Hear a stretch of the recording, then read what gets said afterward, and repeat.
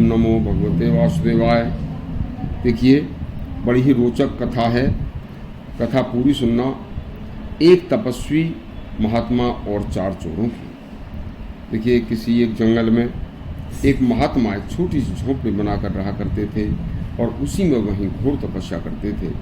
लेकिन उनके पास 4 चोर यदा कदा आ जाया करते थे और वह उनको कभी दिन निकलने के बाद उनके वहाँ पर रुकने की कोशिश करते, तो कभी जो चोरी का सामान होता था उन्हें लाकर बाँट चोट किया करते। महाराज उनसे दुखी थे। एक दिन भगवान की ऐसी कृपा हुई कि उन चोरों ने सोचा कि क्यों न एक दिन महात्मा जी को अपने साथ लेकर, एक बहुत ही धनिक बनिया परिवार है और उनके पास बहुत धन है, यदि धर्म यह महात्मा हमारे साथ चलेंगे तो इन्हें देखकर कोई कुछ समझेगा भी नहीं और उनको हम लूट कर उनके घर से चोरी करके आराम से आ जाएंगे। ऐसा सोचकर उन्होंने महात्मा जी से कहा कि हे महात्मा जी, आज आप हमारे साथ अवश्य चलेंगे और हम इतना धन लाएंगे कि आपको भी देंगे और फिर आगे हो सकता है कि हम चोरी भी ना करें। महात्मा जी बोले, भाई मुझे तो नहीं चाहिए, लेकिन चलो आज मैं तुम्हारे साथ चलता हूँ। ऐसा कहकर 4 चोर महात्मा जी को साथ लेकर चल दिए और उस नगर में पहुँचे जहाँ उस धनिक बनिए का मकान था। उस मकान के पीछे से उन्होंने नकब लगाकर कुमल करके अंदर घुस गए और अंदर घुसकर उन्होंने देखा कि सभी लोग सोए पड़े हैं। तो एक अंदर बहुत बड़ा कमरा है।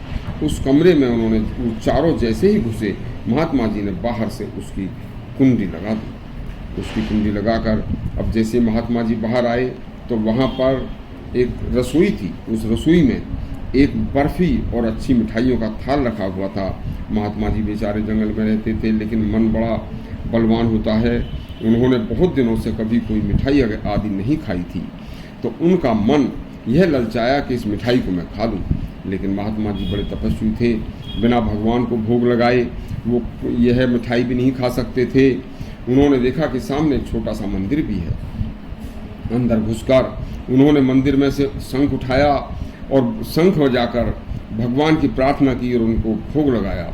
शंख की आवाज़ सुनकर पूरा परिवार जग गया।